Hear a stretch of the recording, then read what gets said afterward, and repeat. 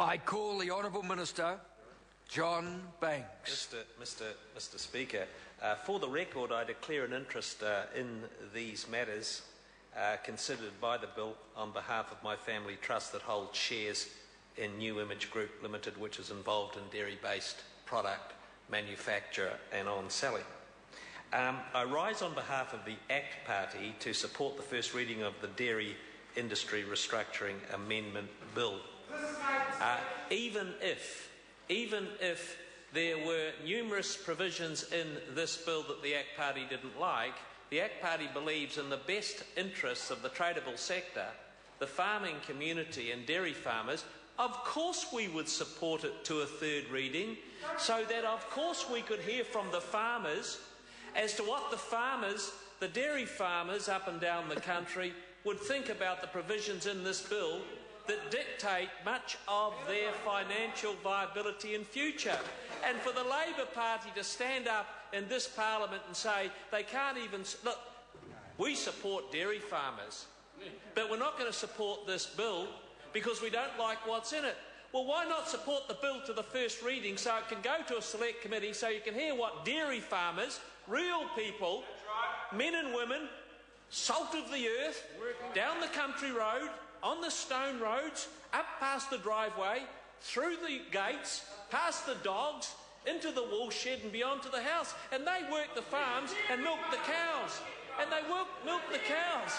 And the cows are being milked every day so that they can pay the bills of this country.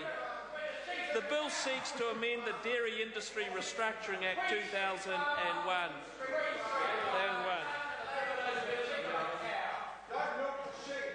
The DIRA was supported by the Labor Party. I was in the Parliament when the Labor Party supported this bill back in 1999 because the Labor Party then believed in supporting farmers. They didn't hate farmers. Men and women on the other side of the House that supported dairy farmers. What has changed in the last, how many years has it been since I've been here? 30? 40? A long time. What has changed in those times? What has changed is that the Labor Party and opposition belong in opposition as far as dairy farmers are concerned. That's what has changed. I don't know one dairy farmer that would support a parliamentary Labor Party member of Parliament at the ballot box. Not one. ACT supported the bill because it was an improvement on the existing arrangements at the time in 1999. ACT wants farmers to control their own destiny. Let's get that up the mast. ACT saw the bill as enabling and empowering farmers to make their own decisions and shape their own destiny. We want farmers to be able to shape their own destiny. We also supported some reform to DIRA last time. Mr. Speaker, this amendment bill now seeks to further empower farmers to make their own decisions. Fonterra is their business. The first feature of the bill is permit share trading between the shareholders of Fonterra. And we understand that 80% of farmers support that. Now, the 20% of farmers that don't support that, we don't say like the Labor Party opposition, we're not going to support this bill. We want those 20% of farmers to come along to the Select Committee and say why they don't support it. Isn't that a better proposition in a constructive parliamentary democracy? It will also allow others to invest in Fonterra by taking the beneficial interest in the shares while the farmers retain the legal interest. The legal interest. This complex set of arrangements is intended to make Fonterra more like any other company and less like a co-op. If that is the choice of the shareholders, it's their business. The second feature of the bill requires statutory transparency. We love that. Statutory transparency over the method used by Fonterra to set the base milk price. Statutory transparency. It does so because of the dominant role Fonterra plays in setting the price of milk for all processors. The dominant role in this economy that Fonterra has. So we want transparency, statutory transparency. We want to make sure that everything is being done right and the right thing is being done. Owners will also need to know how the milk price is determined. Farmers want to know that. It creates a statutory panel to supervise how Fonterra calculates the base milk price, does it not, Minister? Yes, it does. The base milk price formula is published in a manual that is publicly available, a transparent document. Is it not, Minister? It is. It will The Commerce Commission can then review that manual and issue a report that we can all see called transparency. Is that not right, Minister? absolutely right. The Commission cannot issue a determination on the base price of milk under DIRA itself or calculate its own price. Fonterra must get the price right with this oversight. Is that the proposition? It's critical. It's critical. However, an adverse Commission report could be used to provide evidence for an investigation under the Commerce Act if anything was being done tricky by half. Transparent. I can't understand the parliamentary opposition. Why wouldn't they support it to a first reading? Why wouldn't they be much more constructive? Well, that's not what they said. That's not what they said. David Parker will speak next. He's the worst. He wouldn't know a farmer if he saw one on Remuera Road.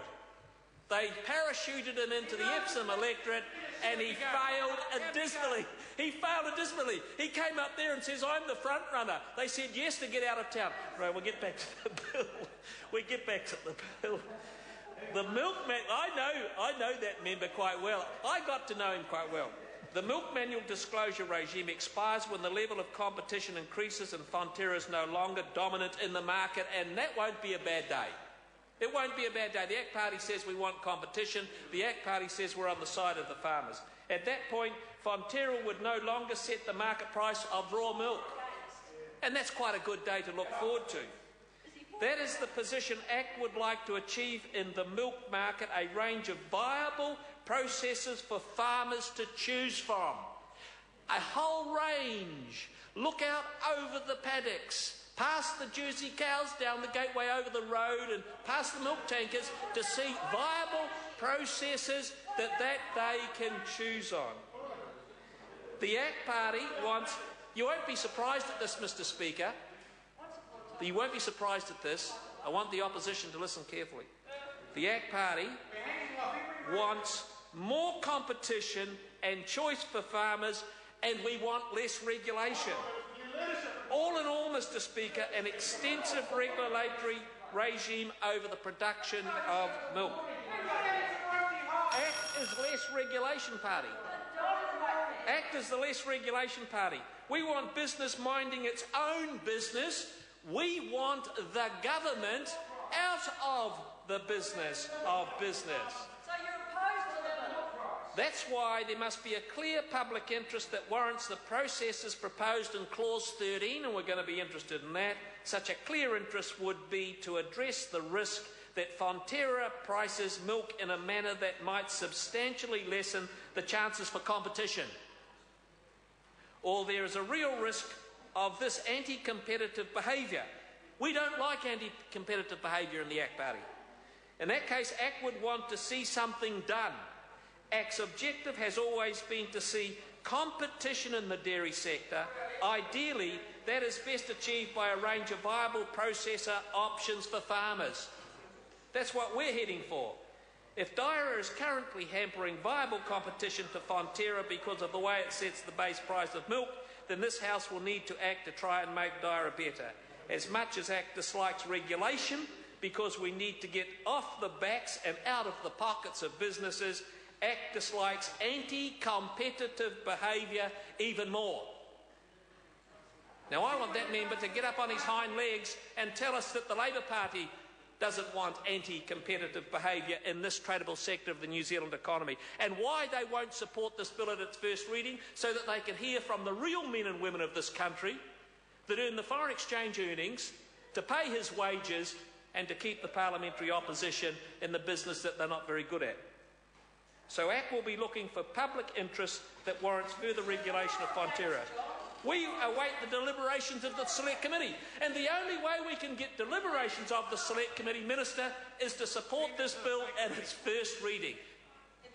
What is wrong with that proposition? I ask the front bench member of the Labour Party soon to get up and tell us what he thinks. I call the Honourable David Parker. And I gladly reply. Mr. Speaker, I think when accusations